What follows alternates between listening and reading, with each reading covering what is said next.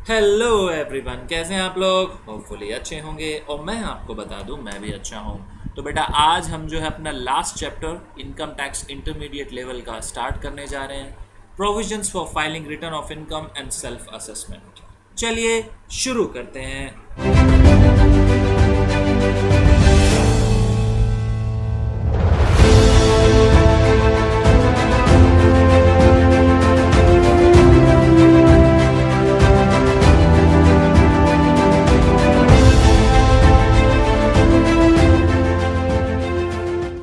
इस चैप्टर में बेटा हम कौन कौन से टॉपिक कवर करेंगे तो देख लेते हैं। नंबर 1 बेटा filing of return. Filing of return में करेंगे हम बेटा सेक्शन 139 सब सेक्शन 1 जो बात करता है compulsory filing of return of income की। दूसरा सेक्शन हमारा return of income section 139 sub section 3। उसके बाद बेटा हम बात करेंगे belated return section 139 sub section 4, revise return section 139 sub section 5 और defective return section 139 sub section 9। ये 5 तरह की रिटर्न जो है हम फाइलिंग ऑफ रिटर्न में पढ़ेंगे। दूसरा interest and fee for default in furnishing return of income. In case assessee जो है बेटा डिफॉल्ट करता है, रिटर्न फाइल नहीं करता टाइम पीरियड पर, तो उस केस में इंटरेस्ट के प्रोविजन लगा करते हैं। तो हम पढ़ेंगे section 234 capital A, interest for default in furnishing return of income. Return को लेट फाइल करने पर लगा करती है फीस, तो वो हम पढ़ेंगे सेक्शन 234 एफ में, fee for default in furnishing return of income. Next other provisions की बात करेंगे तो वहां पर सबसे पहला आता है बेटा pan section 139 capital A, coating of Aadhaar number ये बात करता है section 139 double A, submission of returns through tax return prepares. एक टैक्स रिटर्न प्रिपेयर्स हुआ करते हैं, उनके थ्रू भी एसएससी अपनी रिटर्न फाइल करा सकता है। उसके प्रोविजन हम पढ़ेंगे सेक्शन 139 कैपिटल बी में, person authorise to verify return of income. जब रिटर्न फाइल हो जाती है बेटा उसके बाद जो असेसी होता है उसे वेरीफाई करनी होती है अपनी रिटर्न। तो असेसी के अलावा क्या और कोई पर्सन है जो वेरीफाई कर सकता है रिटर्न, वो हम देखेंगे सेक्शन 140 में। और सेल्फ असेसमेंट की हम बात करेंगे सेक्शन 140 कैपिटल ए में। असेसी खुद डिटरमाइन करता है अपनी इनकम, कैलकुलेट करता है उस पर टैक्स और टैक्स पे कर दिया करता है। वो सारी चीज़ें क्या है, सेल्फ असेसमेंट का पार्ट होती हैं। ठीक है बेटा, तो ये हमारा चैप्टर का ओवरव्यू है, ये सब हम करने वाले हैं। सबसे पहले बात करते हैं रिटर्न ऑफ इनकम की कि रिटर्न ऑफ इनकम होती क्या है। तो बेसिकली बेटा रिटर्न ऑफ इनकम जो होती है एक फॉर्मेट होता है जिसमें असेसी अपनी इनकम की इंफॉर्मेशन जो है फर्निश किया करता है गवर्नमेंट को। कितना उसकी इनकम पर टैक्स बना, किस तरह की उसकी इनकम है, ये सारी डिटेल वो रिटर्न ऑफ इनकम में दिया करता है। असेसी ने जो जो इनकम रिसीव की है अपने हेड्स में, सैलरी में, हाउस प्रॉपर्टी में, पीजीबीपी, कैपिटल गेन या इनकम फ्रॉम अदर सोर्सेज में, वो सारे हेड्स में अपनी डिटेल फिल करता है। अगर कोई डिडक्शन है असेसी की तो वो क्लेम करता है। जो फॉर्मेट हुआ करता है हमारे रिटर्न का वो सीबीडीटी जो है वो प्रिस्क्राइब करती है। चलिए बात करते हैं सेक्शन 139 सब सेक्शन 1 की, जो बात करता है compulsory filing of return of income, यानी मैंडेटरी होता है इस केस में असेसीज को रिटर्न फाइल करना। कौन से ऐसे असेसी हैं बेटा जिन्हें रिटर्न ऑफ इनकम फाइल करना मैंडेटरी होता है, तो देखते हैं। Companies and firms. Companies and firm के केस में बेटा जो रिटर्न ऑफ इनकम है या लॉस की रिटर्न है वो फाइल करना मैंडेटरी होता है every previous year on or before the due date in the prescribe form. जो भी ड्यू डेट हुआ करती है रिटर्न ऑफ इनकम की फाइलिंग की, उस ड्यू डेट तक जो कंपनीज या फर्म होती हैं उन्हें अपनी रिटर्न जो है बेटा फाइल करनी होती है, भले वो इनकम की रिटर्न हो या लॉस की रिटर्न। ठीक है, हर हाल में कंपनीज एंड फर्म को रिटर्न फाइल करनी ही करनी है। ठीक है बेटा, समझ आ गया इतना। नेक्स्ट, अब वो असेसी जो कंपनी या फर्म नहीं है, जैसे बात करें बेटा इंडिविजुअल की, एओपी, बीओआई की, लोकल अथॉरिटी एटसेट्रा, ये सब क्या है, असेसीज या पर्सन अदर देन कंपनी और फर्म। इन केस में इन पर्सन्स को रिटर्न जो है बेटा मैंडेटरी फाइल नहीं करनी होती।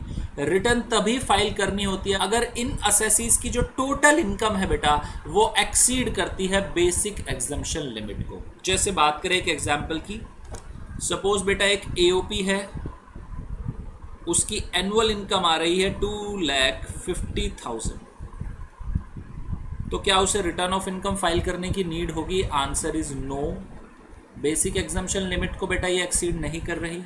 अगर ये टोटल इनकम 2,60,000 होती तो उसे नीड हो जाती, उस केस में वो रिटर्न ऑफ इनकम फाइल करता। ठीक है, यहाँ पर ये बात की गई है। चलिए बेटा थर्ड पॉइंट की बात करते हैं। थर्ड पॉइंट बात क्या करता है समझिए। Every person being a resident other than not ordinary resident in India, यानी हर वो व्यक्ति जो क्या है, रेजिडेंट है, other than not ordinary resident, क्या होना चाहिए, रेजिडेंट एंड ऑर्डिनरी रेजिडेंट, ठीक है बेटा। यानी एक ROR within the meaning of section 6 subsection 6, ठीक है, who is not required to furnish a return under section 139 subsection 1। जो सेक्शन 139 सबसेक्शन 1 के प्रोविजन अभी हमने पढ़े, उस ROR पर वो एप्लीकेबल नहीं होते, यानी उसे रिटर्न ऑफ इनकम उसमें फाइल नहीं करनी होती। जैसे हम बात करें एक पर्सन को जो कंपनी या फर्म नहीं है, उसे कब बेटा रिटर्न ऑफ इनकम फाइल करनी हुआ करती थी, जब उसकी टोटल इनकम जो है एक्सीड कर जाए बेसिक एग्जम्पशन लिमिट को, तब उसे फाइल करनी होती थी। तो अगर हम ये कहें कि इस केस में इस ROR की जो इनकम है, टोटल इनकम है, वो बेसिक एग्जम्पशन लिमिट को एक्सीड नहीं कर रही, तो उस पर ये थर्ड पॉइंट वाला प्रोविजन एप्लीकेबल हो जाएगा, ठीक है बेटा, उसकी बात की जा रही है। Every person being a ROR who is not required to furnish a return under section 139 subsection 1 would be required to file a return of income or loss for the previous year in the prescribed form, verified in the prescribed manner on or before the due date if such person at any time during the previous year। देखिए क्या बात कर रहा है section बेटा, ध्यान से पढ़िए, बहुत ही इंपॉर्टेंट प्रोविजन है ये, इसमें 3 प्रोविजन मिक्स है। सेक्शन बात करता है कि एक ROR जिस पर सेक्शन 139 सबसेक्शन 1 के प्रोविजन एप्लीकेबल नहीं होते, अगर वो नीचे दी हुई 3 कंडीशन में से कोई भी एक कंडीशन अट्रैक्ट करता है, तो रिटर्न जो है बेटा उसे फाइल करनी मैंडेटरी हो जाएगी under 4th and 5th provision to section 139 subsection 1। ये बात की जा रही है। 3 कंडीशन कौन सी है बेटा, कैसे प्रोविजन है अट्रैक्ट होंगे, जरा बात कर लेते हैं एक बार, आइए। सेक्शन बात करता है कि एक ROR जिस पर सेक्शन 139 सबसेक्शन 1 के प्रोविजन एप्लीकेबल नहीं हो रहे, ठीक है बेटा, नॉट एप्लीकेबल, उसे भी रिटर्न जो है फाइल करना मैंडेटरी होगा अगर वो 3 में से कोई एक कंडीशन को भी अट्रैक्ट कर जाता है। नंबर 1 कंडीशन कौन सी है, तो फर्स्ट कंडीशन की बात करता है सेक्शन की, अगर ROR होल्ड करता है बेटा, होल्ड कोई asset as beneficial owner, beneficial owner, ध्यान देना बेटा, बेनिफिशियल ऑनर, बेनिफिशियल ऑनर, और वो एसेट कहाँ होनी चाहिए, लोकेटेड आउटसाइड इंडिया, तो उस केस में इस ROR को रिटर्न जो है मैंडेटरी हो जाएगी फाइल करना, ठीक है। यहाँ पर जो क्वेश्चन रेज होगा आपके माइंड में वो ये होगा कि ये सर बेनिफिशियल ऑनर क्या होता है, तो समझिए बेटा बेनिफिशियल ऑनर का मीनिंग क्या होता है। बेनिफिशियल ऑनर का मतलब होता है कि कोई एक इंडिविजुअल जो किसी एसेट के लिए कंसिडरेशन दे रहा है डायरेक्टली या इनडायरेक्टली, फॉर हिमसेल्फ और फॉर एनी अदर पर्सन। यानी बेनिफिशियल ऑनर का मतलब क्या हुआ कि वो इंडिविजुअल जो एसेट के लिए कंसिडरेशन देता है, चाहे डायरेक्टली दे या इनडायरेक्टली, अपने लिए दे या किसी और के लिए दे, वो क्या कहलाएगा, बेनिफिशियल ऑनर कहलाएगा, ठीक है बेटा। एक एग्जाम्पल लेते हैं, सपोज एक पर्सन है बेटा मिस्टर ए, अब इनका लंदन में जो है एक हाउस प्रॉपर्टी है, ठीक है। इस हाउस प्रॉपर्टी को इन्होंने अपने नाम पर परचेज किया है, यानी कंसिडरेशन इन्होंने दी है और अपने नाम पर परचेज की है, तो उस केस में मिस्टर ए क्या हो जाएंगे बेटा, बेनिफिशियल ऑनर कहलाएंगे एज पर दिस सेक्शन, ठीक है। लेकिन अगर मान के चले मिस्टर ए ने अपने नाम पर प्रॉपर्टी परचेज नहीं की, इन्होंने कंसिडरेशन तो दी लेकिन किसके नाम पर प्रॉपर्टी ली, इन्होंने ली है अपनी वाइफ के लिए, तो उस केस में क्या होगा, उस केस में क्या मिस्टर ए बेनिफिशियल ऑनर कहलाएंगे, आंसर इज यस, क्योंकि सेक्शन प्रोवाइड कराता है कि जो कंसिडरेशन दे रहा है इंडिविजुअल, डायरेक्टली दे या इनडायरेक्टली, अपने लिए दे या किसी अदर पर्सन के लिए दे, तब भी वो बेनिफिशियल ऑनर कहलाए, ठीक है। तो इस केस में अगर मिसेज ए के लिए भी वो कंसिडरेशन प्रोवाइड करा रहे हैं तो भी वो क्या है, बेनिफिशियल ऑनर ट्रीट किए जाएंगे, ठीक है बेटा। चलिए नेक्स्ट कंडीशन की बात करते हैं। सेकंड कंडीशन बात करती है कि अगर ROR का आउटसाइड इंडिया, आउटसाइड इंडिया बेटा कोई अकाउंट है, किसी भी तरह का, बैंक अकाउंट हो सकता है या कोई डीमेट अकाउंट है, किसी भी तरह का अकाउंट है, और उस अकाउंट की उनके पास क्या है बेटा, साइनिंग अथॉरिटी है, साइनिंग अथॉरिटी, तो इस ROR को बेटा रिटर्न फाइल करना मैंडेटरी हो जाएगा। ठीक है, समझ आ गया। चलिए बेटा थर्ड कंडीशन की बात करते हैं। थर्ड कंडीशन बात करती है कि अगर कोई ROR किसी एसेट का बेनिफिशियरी है और वो एसेट कहाँ होनी चाहिए बेटा, लोकेटेड आउटसाइड इंडिया, उस एसेट का ROR क्या है, बेनिफिशियरी है, बेनिफिशियरी। तो उस केस में इस बेनिफिशियरी को क्या हो जाएगी बेटा, रिटर्न जो है फाइल करना मैंडेटरी हो जाएगी। अब बेनिफिशियरी क्या होता है बेटा, बेनिफिशियरी वो इंडिविजुअल होता है जो किसी एसेट से बेनिफिट डिराइव करता है। जैसे मैंने मिस्टर ए का एग्जाम्पल दिया था आपके लिए, मिस्टर ए अगर खुद होल्ड कर रहे थे एसेट तो बेनिफिशियल ऑनर थे, वाइफ के लिए कंसिडरेशन पे कर रहे थे तब भी बेनिफिशियल ऑनर थे। तो इस केस में जो इनकी वाइफ है मिसेस ए, ये क्या है, ये बेटा बेनिफिशियरी, यानी वो इंडिविजुअल जो कंसिडरेशन नहीं देता एसेट के लिए, सिर्फ और सिर्फ बेनिफिट्स जो है डिराइव करता है एसेट से, वो क्या कहलाता है, बेनिफिशियरी कहलाता है। ठीक है, लेकिन ये जो हमारी थर्ड कंडीशन है बेटा, इसकी एक एक्सेप्शन है। एक्सेप्शन क्या बात करती है, एक एग्जाम्पल से समझिए। मिस्टर ए का मैंने एग्जाम्पल लिया था अभी सिंपल आपके सामने, तो इसी को कंटिन्यू करते हैं। सपोज इनकी जो हाउस प्रॉपर्टी है लंदन वाली, उससे रेंट रिसीव हो रहा है बेटा, रेंट, और ये रेंट किससे रिसीव हो रहा है, इनकी वाइफ को, और वाइफ क्या है, ROR है इस केस में। ठीक है, तो सेक्शन क्या बात करता था, सेक्शन बात करता था कि ये जो बेनिफिशियरी है इसे बेटा रिटर्न फाइल करनी होती है, वाइफ को अब रिटर्न फाइल करनी होगी। ठीक है, एक्सेप्शन क्या प्रोवाइड कराती है, एक्सेप्शन प्रोवाइड कराती है कि अगर मिस्टर ए ये रिटर्न ऑफ इनकम फाइल कर देते हैं तो बेटा उस केस में फिर वाइफ को रिटर्न फाइल करने की ज़रूरत नहीं होगी। एक्सेप्शन सिंपल इतना बोलती है, यानी जो बेनिफिशियल ऑनर है अगर वो रिटर्न फाइल कर देता है तो उस केस में बेनिफिशियरी जो होगा उसे उस एसेट के रिगार्डिंग कोई भी रिटर्न फाइल करने की ज़रूरत नहीं होगी। ठीक है बेटा, क्लियर हो गया।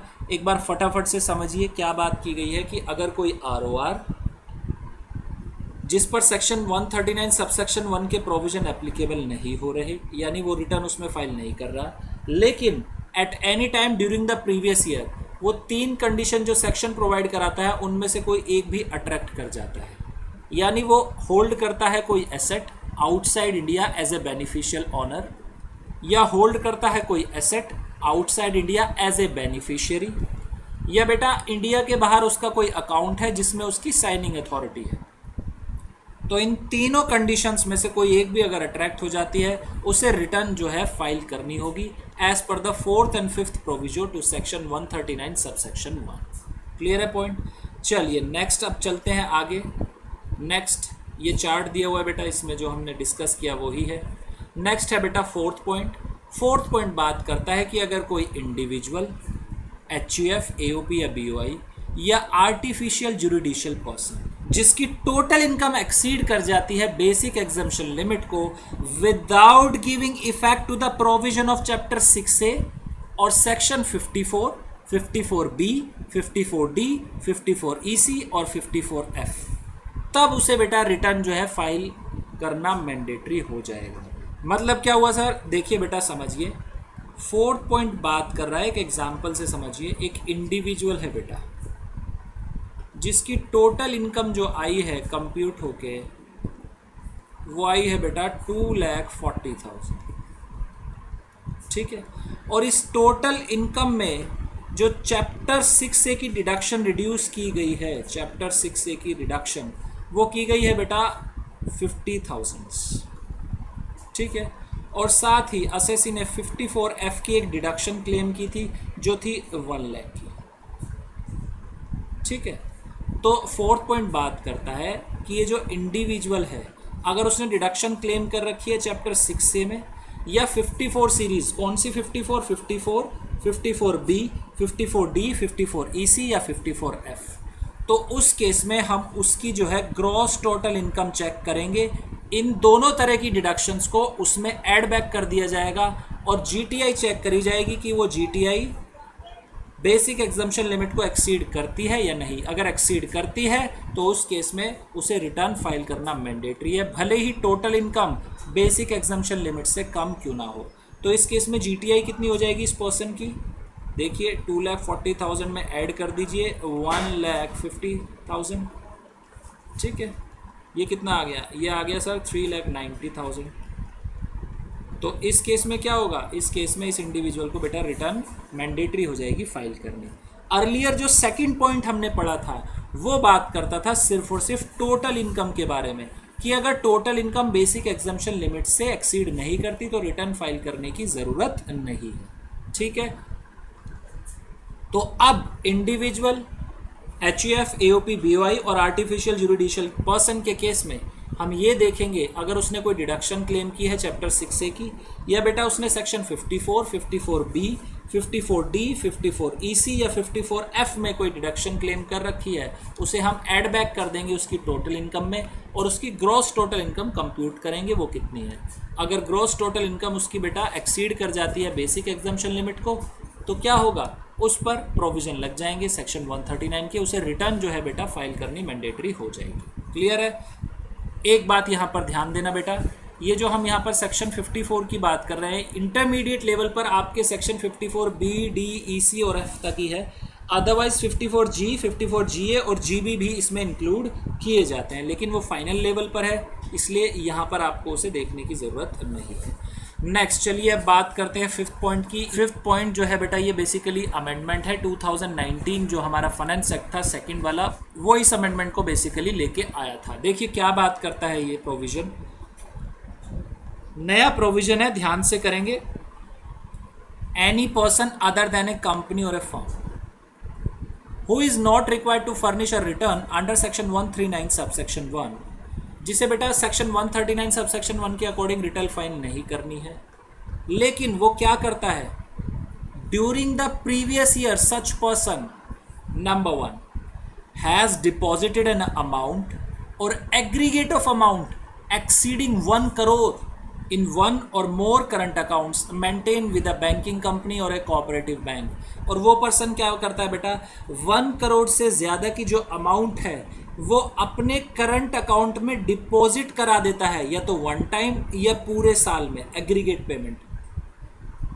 तो उस केस में बेटा उस पर्सन को जो है रिटर्न जो है फाइल करना मैंडेटरी हो जाएगा, भले ही उस पर सेक्शन 139 सबसेक्शन 1 के प्रोविजन एप्लीकेबल ना हो। नेक्स्ट, या has incurred expenditure of an amount or aggregate of amount exceeding rupees 2 lakh for himself or any other person for travel to a foreign country। अब देखिए वो पर्सन क्या कर रहा है, एक्सपेंडिचर इनकर कर देता है वन टाइम या पूरे साल में 2 लाख से ज़्यादा अपने ऊपर या किसी अदर पर्सन के ऊपर फॉरेन कंट्री में ट्रेवलिंग के लिए बेटा, यानी फॉरेन कंट्री में वो ट्रेवल कर रहा है, उसमें वो कितना एक्सपेंडिचर इनकर कर देता है, मोर देन 2 लाख अपने ऊपर कर देता है या किसी अदर पर्सन के ऊपर कर देता है, तो उस केस में बेटा उसे रिटर्न जो है फाइल करना मैंडेटरी हो जाएगा।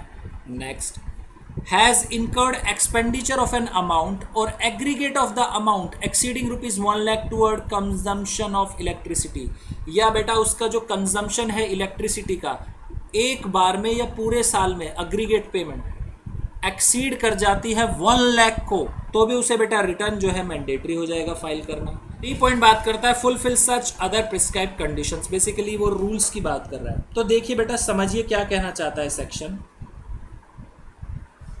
सेक्शन बात करता है कि अगर कोई पर्सन जिस पर सेक्शन 139 सबसेक्शन 1 के प्रोविजन एप्लीकेबल नहीं होते, यानी उसकी टोटल इनकम जो है बेटा एक्सीड नहीं करती बेसिक एग्जम्पशन लिमिट को, लेकिन 3 तरह की जो कंडीशंस हैं उनमें से कोई भी एक अट्रैक्ट कर जाता है। नंबर 1, वो डिपॉजिट करा देता है 1 करोड़ से ज़्यादा की अमाउंट ने किसी एक करंट अकाउंट में या एक से ज़्यादा करंट अकाउंट में पूरे साल में या बेटा एक बार में ही, तब उसे रिटर्न जो है मैंडेटरी हो जाएगा फाइल करना।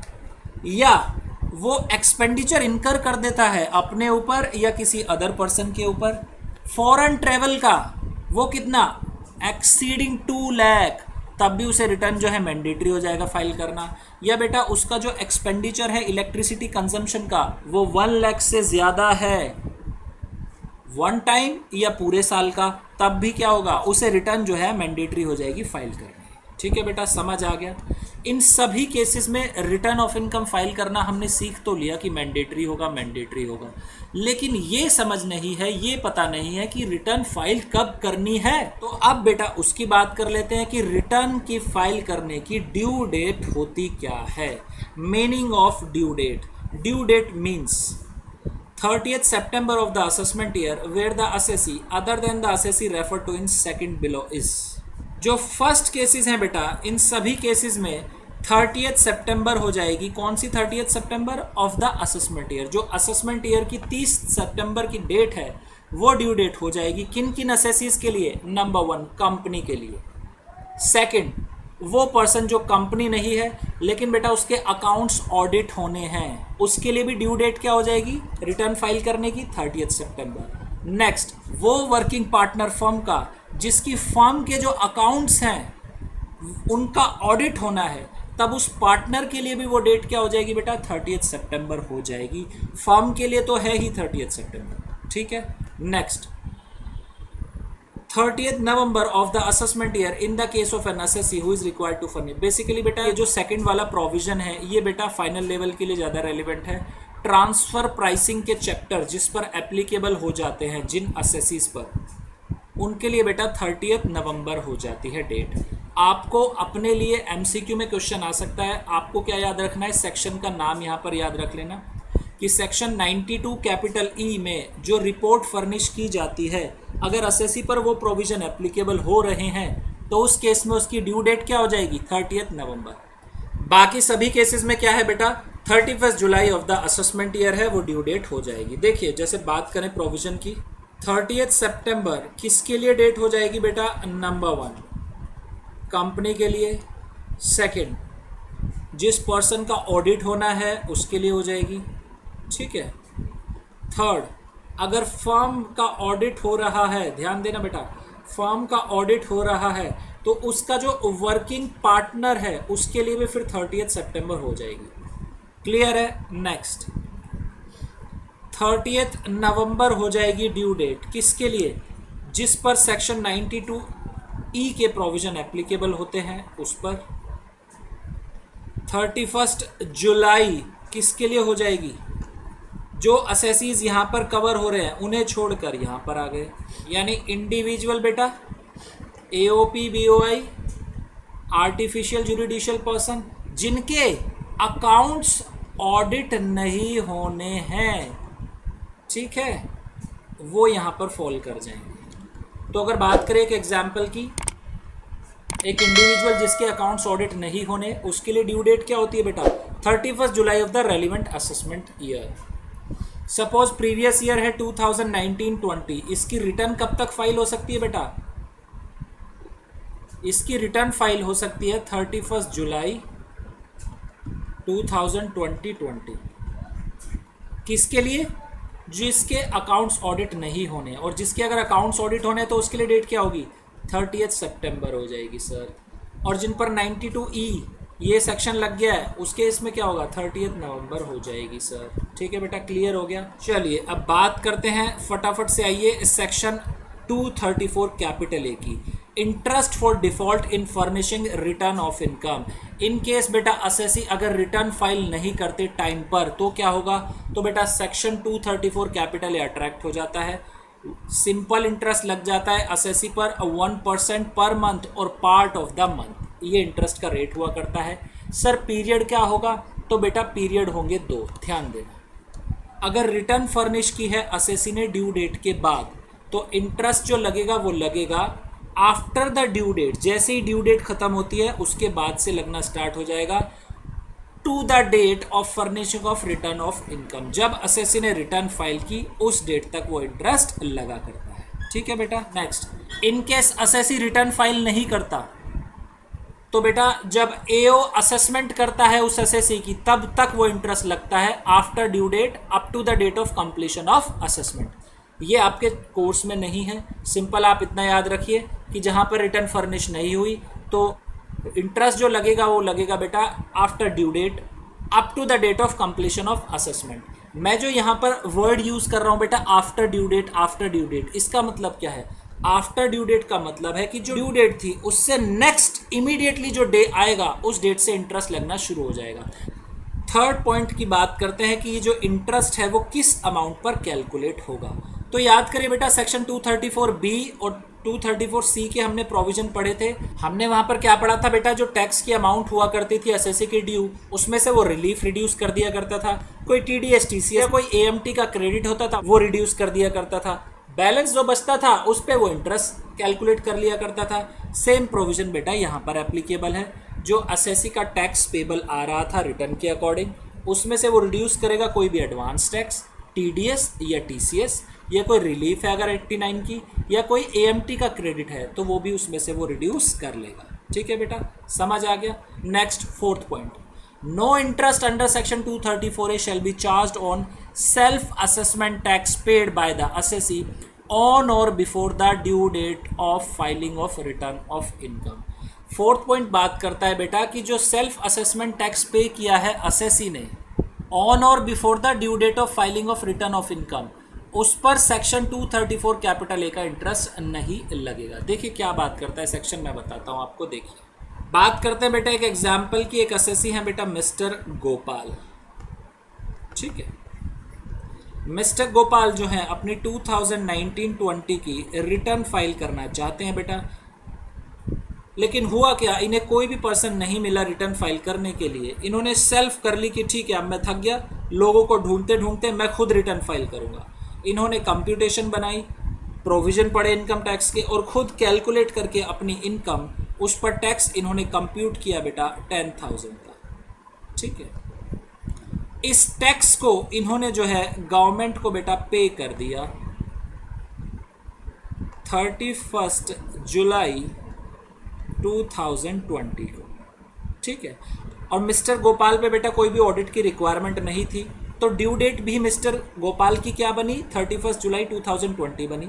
लेकिन इस डेट को वो क्या कर रहे हैं? टैक्स पे कर रहे हैं, गवर्नमेंट को वो डिपॉजिट करा रहे हैं। ठीक है बेटा, जब ये टैक्स पे किया जाता है इस टैक्स को बोला जाता है बेटा सेल्फ असेसमेंट टैक्स, यानी असेसी ने खुद कंप्यूट किया अपना टैक्स और गवर्नमेंट को डिपॉजिट करा दिया।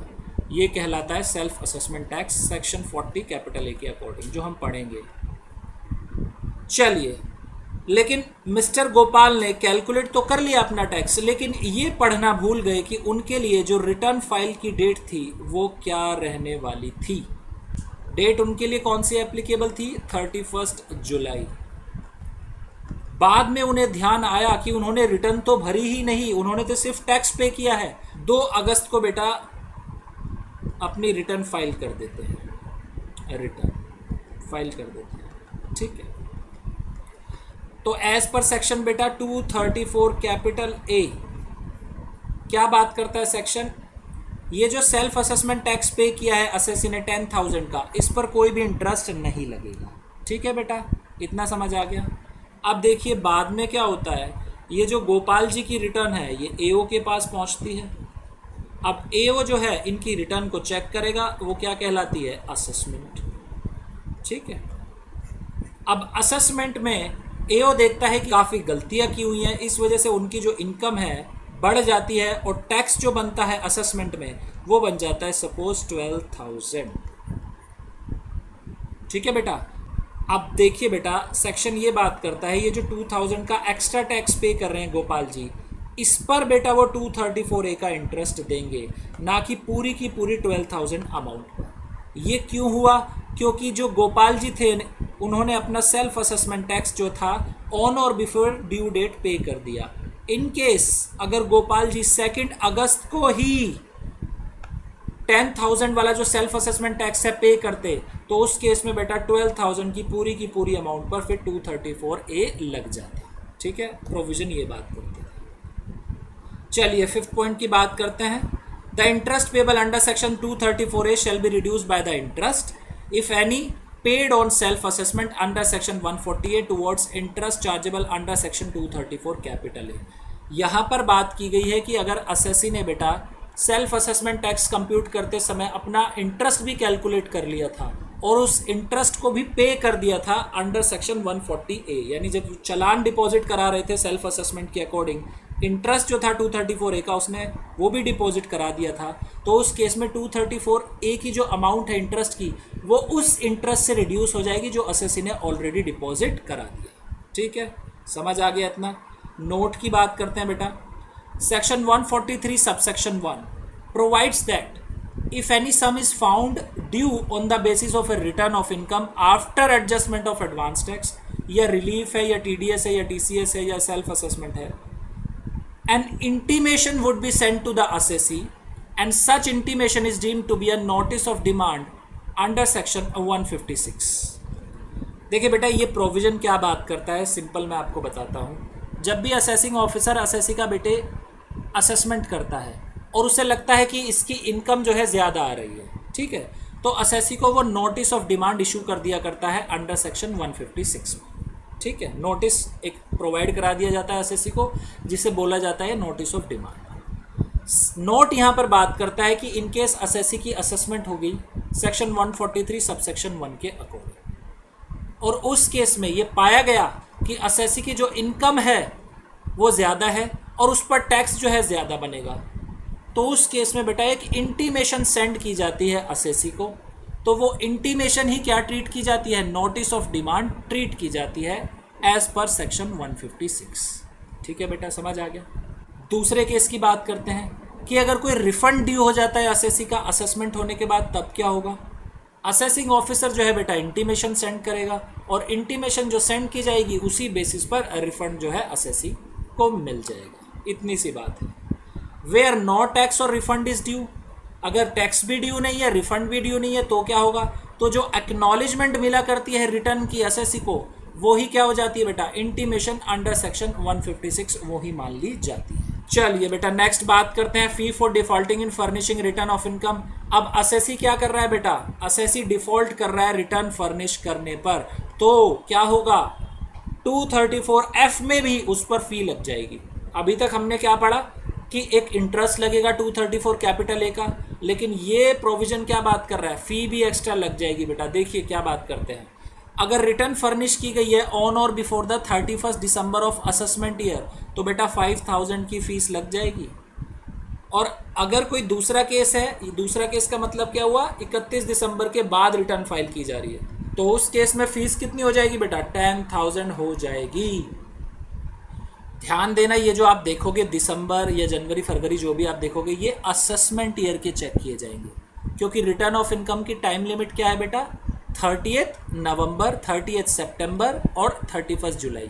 ये सारी की सारी डेट किसकी हुआ करती है, असेसमेंट ईयर की। तो उस केस में अगर असेसी 31 दिसंबर जो असेसमेंट ईयर का है तब तक रिटर्न फाइल कर देता है तो 5000 फीस लग जाएगी। 31 दिसंबर के बाद बेटा वो रिटर्न फाइल करता है तो बेटा उस पर 10,000 की फी लग जाएगी। लेकिन एक बात यहाँ पर ध्यान देना कि अगर टोटल इनकम उस पर्सन की 5 लाख को एक्सीड नहीं करती तो फीस जो है हर हाल में 1000 ही लगेगी ईच केस में, दोनों केसेस में। ठीक है बेटा, चलिए next, option to furnish return of income to employer. ये बेसिकली सेक्शन उन पर्सन के लिए जिन्हें बेटा इनकम जो मिल रही है वो सैलरीज हेड में मिल रही है। तो लॉ यहाँ पर एक ऑप्शन प्रोवाइड करा देता है उन एम्प्लॉयज़ को कि अपनी जो वो रिटर्न है वो अपने एम्प्लॉयर के साथ फाइल कर सकते हैं। सेक्शन 139 सबसेक्शन 1 कैपिटल ए ये बात करता है। उनकी ये जो रिटर्न है वो मानी जाएगी कि उन्होंने रिटर्न फाइल कर दी है एज पर सेक्शन 139 सबसेक्शन 1 के अकॉर्डिंग। ठीक है बेटा, चलिए नेक्स्ट,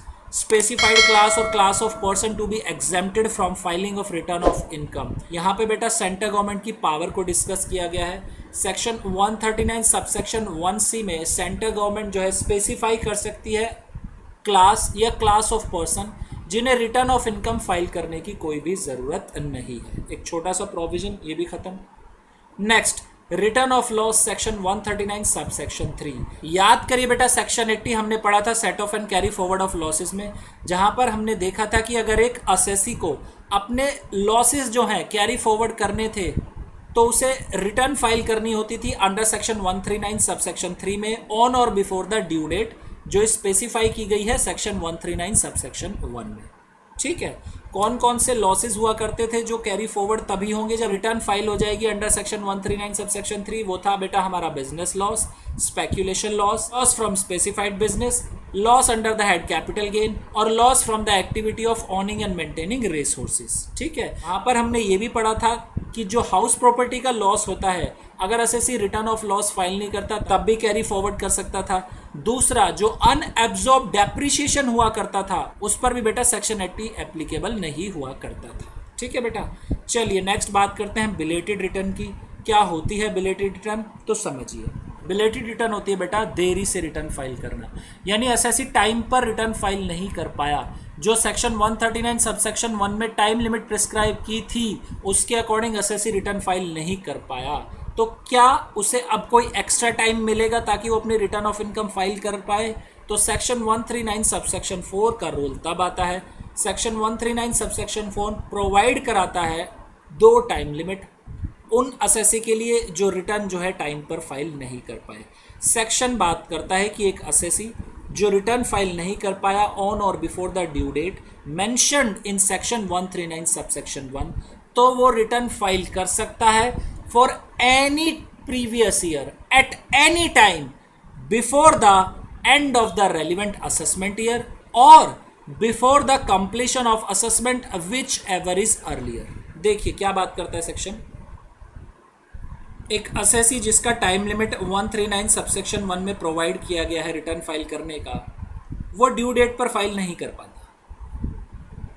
अब सेक्शन जो है बेटा टाइम लिमिट प्रोवाइड करा रहा है उस असेसी को कि आपके पास मैक्सिमम टाइम कितना है कि आप रिटर्न फाइल कर दें अलोंग विद इंटरेस्ट, जो हमने 234 ए बी सी की बात की थी, along with interest and along with fees जो 234 एफ की थी अभी हमने समझी थी।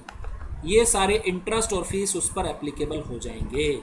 लेकिन टाइम लिमिट क्या है? टाइम लिमिट है बेटा जिस प्रीवियस ईयर की रिटर्न फाइल की जा रही है बेटा उसी के रेस्पेक्ट में टाइम लिमिट है।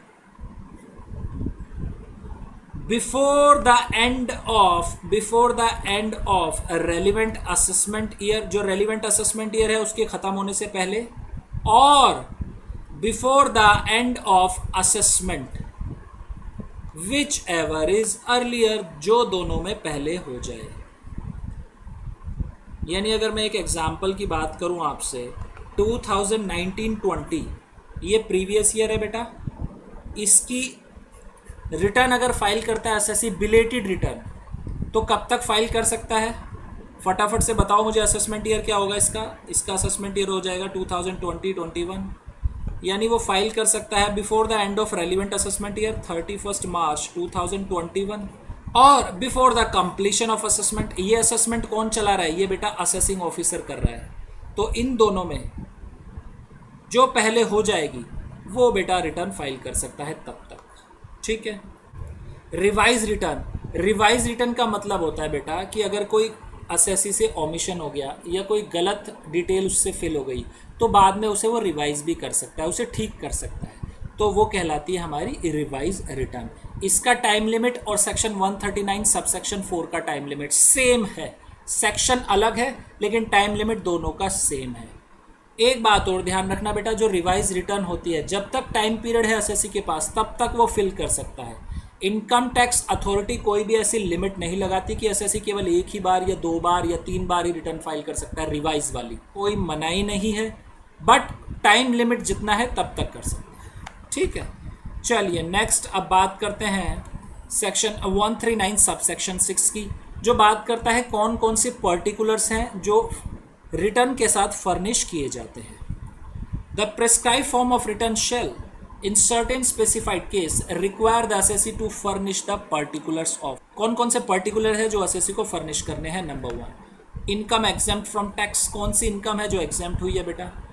Asset of the prescribe nature, जो अभी हमने एसेट की बात की थी, held by him as beneficial owner या held by him as a beneficiary, his bank account and credit card held by him, expenditure exceeding the prescribed limit incurred by him, such other outgoings as may be prescribed। ठीक है बेटा।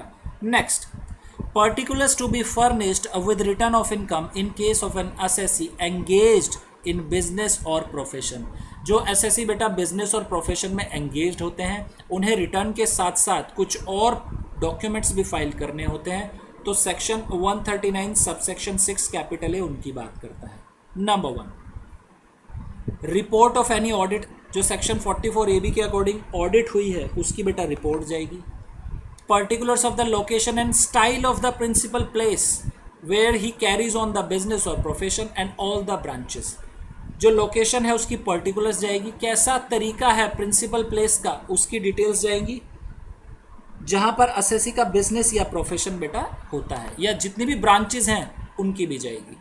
The names and addresses of his partner if any in such business or profession, name और address की detail जाएगी उसके partners की अगर कोई है उसके बिजनेस या प्रोफेशन में। अगर वो मेंबर है किसी एओपी या बीओआई का तो उस केस में name of other members of AOP or BOI, extent of the share of SSC and the share of all such partner or member in the profits of business or profession. SSC का share जाएगा profit में कितना share है, जो other member हैं उनका कितना share है प्रॉफिट में, ये सारी डिटेल भी जाया करती है। ठीक है बेटा, चलिए नेक्स्ट फटाफट से बात करते हैं defective return section 139 sub section 9। देखिए बेटा सेक्शन बात करता है कि इन केस एसएससी जो है रिटर्न फाइल कर देता है डिफेक्टिव, तो उस केस में क्या होगा। डिफेक्टिव रिटर्न क्या होती है तो समझिए बेटा, सिंपल जहां पर रिटर्न ऑफ इनकम फाइल की जा रही है, एसएससी की कोई अकाउंट्स ऑडिट नहीं हो रहे, तो उस केस में एसएससी को सारे एनेक्चर स्टेटमेंट और कॉलम्स जितने भी हैं रिटर्न में वो फिल करने होते हैं। इन केस अगर वो कोई भी कॉलम जो है फिल नहीं करता या गलती से उससे खाली रह जाता है तो उस केस में बेटा वो रिटर्न जो है डिफेक्टिव रिटर्न हो जाया करती है। लेकिन बेटा ध्यान दें, ये जो प्रोविज़न है ये आज के केस में एप्लीकेबल नहीं हो पाता। ये मैनुअल रिटर्न जब पहले फाइल हुआ करती थी उस केस में ये एप्लीकेबल हो जाया करता था। आज जो रिटर्न्स बेटा फाइल होती है वो बेसिकली सॉफ्टवेयर के थ्रू होती है, और इन केस अगर कोई कॉलम या एनेक्चर या स्टेटमेंट एसएससी से रह जाती है खाली, तो सॉफ्टवेयर रिटर्न फाइल ही नहीं करता, वो मेंशन कर देता है कि यहाँ पर एसएससी से कोई कॉलम या एनेक्चर जो है फिल नहीं हुआ है, पहले उसे फिल करें तभी रिटर्न फाइल। ठीक है, इन केस अगर अकाउंट होते हैं ऑडिट एसएससी के तो फॉलोइंग डॉक्यूमेंट्स अगर एसएससी नहीं अटैच करता उसके साथ रिटर्न के साथ तो वो डिफेक्टिव हो जाएगी। कौन कौन से डॉक्यूमेंट्स है जो अभी हमने पढ़े थे। नंबर 1, कंप्यूटेशन ऑफ इनकम, जो स्टेटमेंट शो करती है कंप्यूटेशन वो जाएगी। रिपोर्ट होती है 44 AB की ऑडिट रिपोर्ट, वो लगती है बेटा अटैच होती है। कोई टैक्स का जो प्रूफ होता है, advance tax, TDS, TCS, self assessment tax, इन सब के प्रूफ लगा करते हैं। कंपलसरी डिपॉजिट अगर कोई किया है एसएससी ने कंपलसरी डिपॉजिट स्कीम में, उसका प्रूफ लगेगा बेटा। ठीक है, in case SSC regular books of account maintain करता है तो उस केस में क्या होता है बेटा, कॉपीज होती है मैन्युफैक्चरिंग अकाउंट की, ट्रेडिंग अकाउंट की या इनकम एंड एक्सपेंडिचर अकाउंट की, या उससे मिलता जुलता कोई पीएनएल या बैलेंस शीट वो लगा करती है साथ में रिटर्न के। ठीक है बेटा, नेक्स्ट अब बात करते हैं अगर कोई प्रोप्राइटरी बिजनेस है या प्रोफेशन है तो उस केस में जो पर्सनल अकाउंट है प्रोप्राइटर का उसकी डिटेल जाती है। फर्म है एओपी या बीओआई है तो जो पार्टनर या मेंबर के पर्सनल अकाउंट है उसकी डिटेल जाती है। पार्टनर या मेंबर है किसी फर्म का या एओपी या बीओआई है तो पार्टनर का जो पर्सनल अकाउंट होता है फर्म में, या बेटा जो मेंबर्स का पर्सनल अकाउंट होता है एओपी और बीओआई में, उसकी डिटेल जाया करती है। साथ ही सेक्शन बात करता है उन एसएससी की जो regular books of account maintain नहीं करते, उन केस में बेटा स्टेटमेंट जाया करती है किसकी, जो टर्नओवर या ग्रॉस रिसीट है या ग्रॉस प्रॉफिट की या एक्सपेंसेस की या नेट प्रॉफिट की, जो भी उनके बिजनेस से रिलेटेड या net profit, expenses, gross profit है उसकी सारी डिटेल जाया करती है। Amount of total sundry, debtors, creditors, ये भी बेटा सारी डिटेल जाया करती है। तो ये डिफरेंट टाइप के जो डॉक्यूमेंट्स हैं अगर एसएससी इन्हें अटैच नहीं करता रिटर्न के साथ तो वो रिटर्न क्या हो जाती है बेटा, डिफेक्टिव रिटर्न हो जाती है। जैसी रिटर्न बेटा डिफेक्टिव होती है, असेसिंग ऑफिसर क्या करता है, एसएससी को एक नोटिस इशू कर देता है कि विद इन 15 डेज जो डिफेक्टिव रिटर्न है उसे वो रेक्टिफाई करे। इन केस एसएससी रेक्टिफाई नहीं कर पाता बेटा रिटर्न को 15 डेज के अंदर अंदर, तो रिटर्न क्या ट्रीट कर ली जाती है, इनवैलिड रिटर्न ट्रीट की जाती है। लेकिन अगर 15 डेज के बाद एसएससी रिटर्न फाइल कर देता है but before assessment is made, यानी असेसिंग ऑफिसर ने अभी असेसमेंट स्टार्ट नहीं की है, 15 दिन का टाइम खत्म हो गया है नोटिस पीरियड का, लेकिन असेसिंग ऑफिसर ने असेसमेंट स्टार्ट नहीं की, इस पीरियड के बीच में अगर एसएससी रिटर्न फाइल कर देता है तो उस केस में अगर असेसिंग ऑफिसर को लगता है कि जो डिले था एसएससी का वो जेन्युइन रीजन से था तो उस केस में वो उसका डिले बेटा कंडोन भी कर सकता है और रिटर्न जो वो फाइल करेगा उसे अलाउ भी कर देगा। अदरवाइज 15 डेज का पीरियड एक बार एक्सपायर हो गया तो बेटा फिर एक्सपायर हो गया, फिर असेसिंग ऑफिसर जो है असेसमेंट ही किया करता है।